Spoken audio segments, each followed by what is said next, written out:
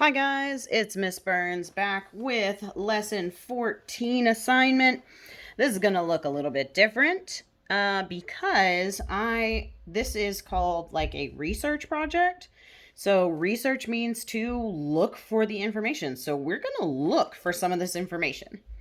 You probably want to do your page in your notebook first so that you have a place to take notes. So we've got the endangered animal I chose is.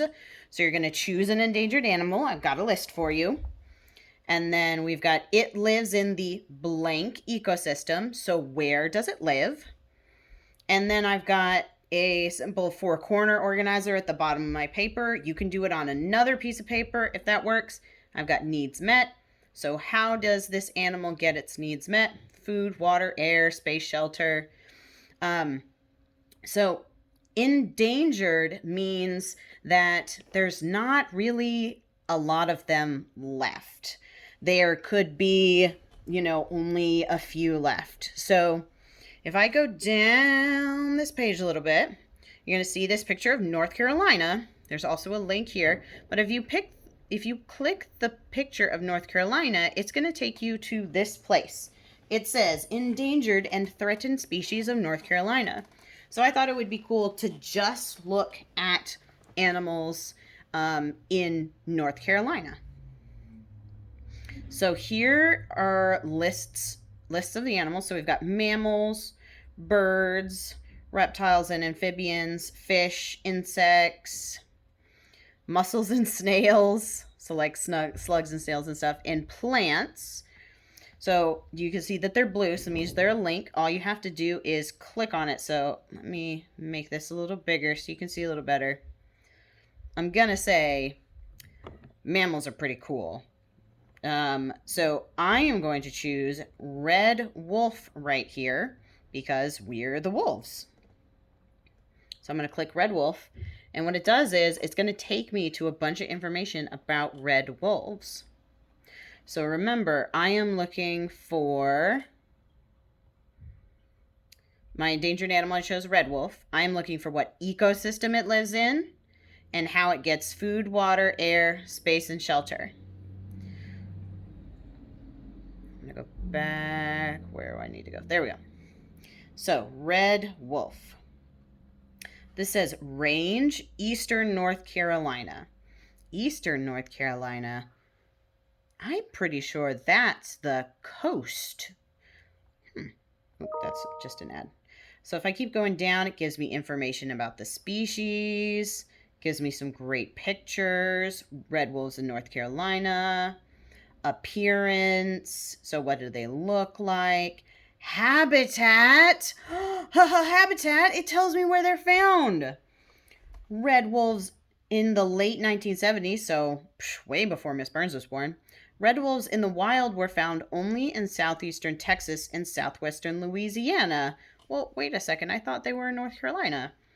In coastal prairie and marsh habitat. However, any habitat in the southeastern United States of sufficient size, which provides enough food, water, and cover, would be suitable for the red wolf. I thought these were just in North Carolina. This is telling me Texas and Louisiana, which are different states.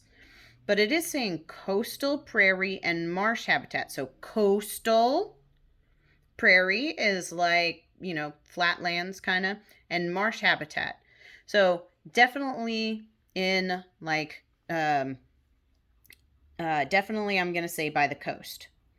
Range, well, this is a really big range. North Carolina is right here.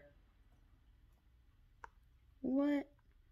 This is where they used to be.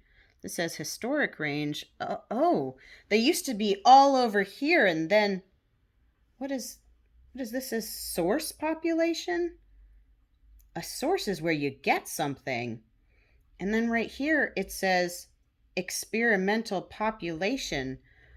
Oh, I know what happened. They took all the red wolves from here and whoopsie. they took all the red wolves from that red area and they put them here in North Carolina. There are no more red wolves anywhere in the wild except here in North Carolina. And look, the button is over here at the coast. Diet. Oh, that's what they eat. Consists of a combination of deer, raccoons, rabbits, rodents. So they need to be able to eat. They need to be able to eat like deer, raccoons. We've got behavior, threats. So what could kill them? What else did I need? I needed... Okay, so I know what ecosystem they live in. I've got food. They get deer, raccoons, rabbits, things like that.